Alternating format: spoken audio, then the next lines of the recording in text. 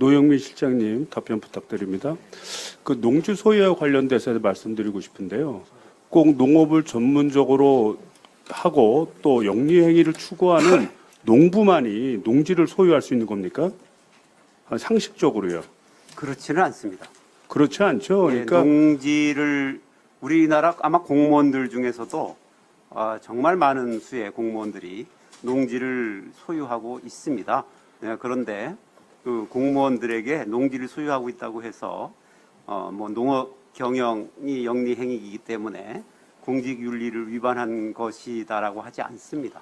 그러니까 농지 소유를 제한하는 것은 농지가 투기의 대상이 되는 것을 방지하기 위한 것이고요.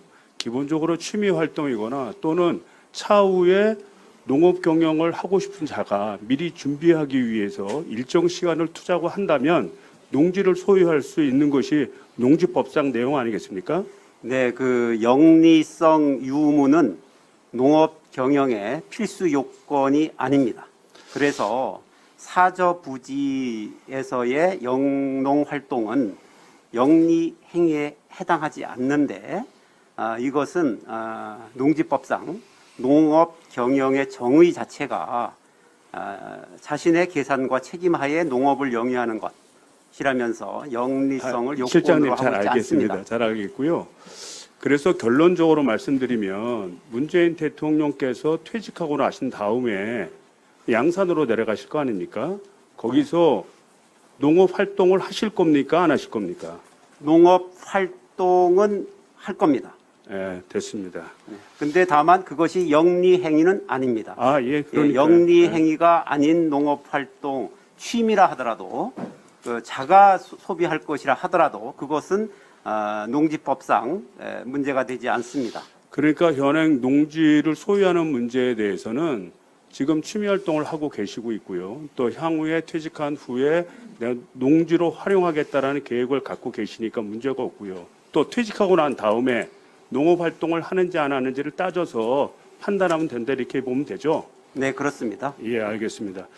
다음에 우리 김상조 실장님한테 말씀드리고 네. 좀 질문하고자 합니다. 좀 코로나가 사실은 8월 15일 이전에 사실 뭐 두 자릿수로 있다가 이 광화문 집회를 계기로 해서 지금 뭐 400명까지 올라갔다가 이제 이틀 동안 한 200명대로 좀 약간 줄어들고 있는 상태인데 지금 이런 상태로 해서 계속해서 코로나가 안정화될 건지 아니면 또 돌발 변수가 있어서 향후에 더 늘어날 악화될 조짐이 있는지 좀 간단하게 좀 견해를 말씀해 주십시오. 예, 완전한 봉쇄 전략을 취하지 않는 한 소규모 클러스터가 아마 당분간은 이어질 겁니다. 이것이 우리의 안전을 위협하지 않도록 하기 위해서는 대규모 집회 등의 그런 행위는 국민들께서 자제를 해 주셔야 될 거라고 생각을 합니다. 그리고 아마 향후에서는 당분간은 이런 정도의 상황이 조금 한 일정 기간 동안은 지속되지 않을까라고 생각을 합니다.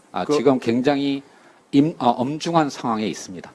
예, 앞서서 우리 질문했었던 우리 존경하는 신영대 의원님 말처럼 8월 15일 사건이 없었다고 한다면 우리 경제는 보다 연착륙을 하고 또 내년부터는 세계를 주도할 수 있었는데 안타깝다 이렇게 볼 수 있죠. 예, 그렇습니다. 그리고 그리고 제가 또 하나 좀 문제의식을 갖는 것 중에 하나는 지금 대구의 신천지 사건으로 인해서 이제 코로나가 많이 확산되지 않았습니까? 예.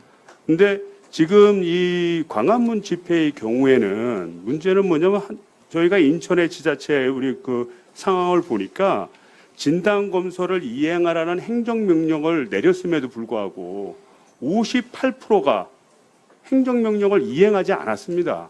그러다 보니까 이 사람들이 어떻게 보면 차후에 이 코로나를 전파하는 어떤 매개체가 될 수 있는 확률이 굉장히 높겠죠. 예. 그런데 이렇게 대구 신천지 때와 다르게 그 광화문 집회에 참여했던 많은 사람들이 이렇게 저항을 하는 뭐 특별한 이유가 있습니까?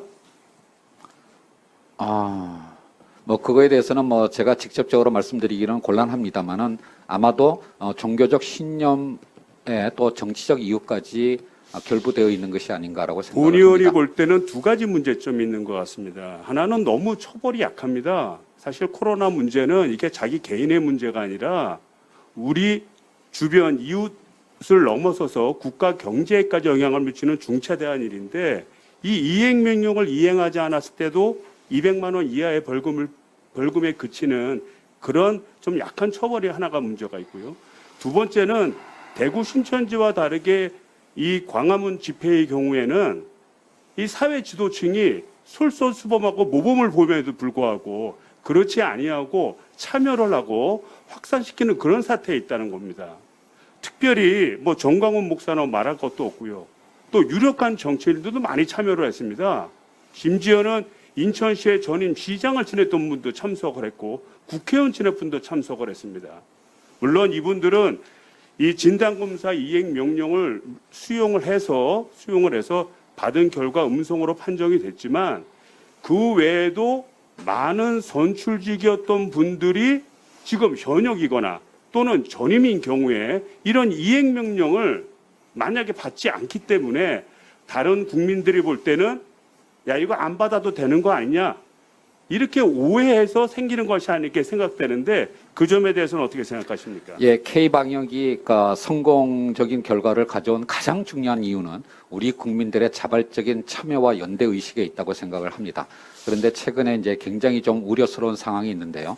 다시 한번 감염 우려가 있는 분들의 자발적인 조속한 검사를 요청을 드리고 이런 부분들이 이행되지 않았을 때는 감염병 예방법의 위반, 즉 방역 방해 혐의로서 현행법이 허용하고 있는 엄정한 법 집행과 함께 미흡한 부분이 있다면 국회에서 법을 개정해 주시기를 부탁드리겠습니다. 그래서 앞서서 말씀드린 대로 그 200만 원 이하 벌금이 너무 낮기 때문에 이거를 강화하는 면이 있고요. 또 하나는 우리 사회적 지도층이라고 분류되는 분들이 이 사회적으로 악영을 끼칠 수 있는 그런 사건에 연루된다고 한다면 적극적으로 좀 공포를 해서 이런 문제가 다시는 발생되지 않도록 사회적 경종을 울려야 된다 이렇게 생각합니다.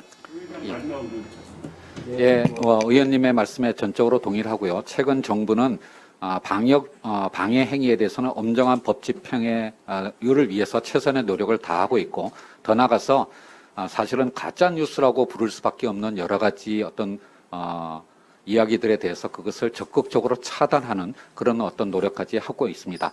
다시 한번 국민 여러분들의 적극적인 방역 협조를 부탁드리겠습니다.